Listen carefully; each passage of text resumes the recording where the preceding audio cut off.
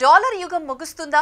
ఇక అంతర్జాతీయ లావాదేవీలలో బంగారం రాజాదిరాజుగా అవతరించబోతుందా? ఒకప్పుడు సంపదకు ప్రతీకగా మెరిసిన బంగారం ఇప్పుడు ప్రపంచ దేశాలు మళ్లీ దానిని సింగిల్ కరెన్సీగా ఆమోదించడానికి పరుగులు పెడుతున్నాయి. హడావిడి జరుగుతున్న పరిణామాలను పరిశీలిస్తే ప్రపంచం కొత్త ఆర్థిక యుగం వైపు అడుగులు వేస్తోందా?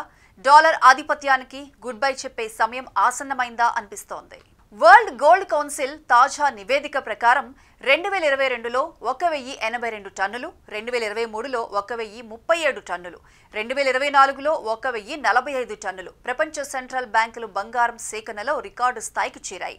చైనా, భారత్, పోలాండ్, టర్కీ తదితర దేశాలు ముందంజలో ఉన్నాయి. అమెరికా బాండ్ల కంటే బంగారానికే ప్రాధాన్యం ఇవ్వడం మరోసారి చర్చనీయాంశమైంది. ఈ భారీ కొనుగోలు వెనుక 4 ప్రధాన కారణాలున్నాయి.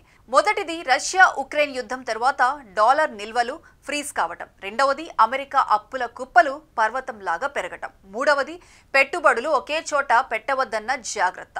నాలుగవది ప్రపంచ యుద్ధాలు, వాణిజ్య ఉద్రిక్తతలు, ఆర్థిక అనిశ్చితి. ఈ 4 శక్తులే బంగారాన్ని మళ్లీ ప్రపంచం ముందుకు తెస్తున్నాయి. గత వారం బంగారం ధర ఔన్స్ కు $3,600 దాటింది.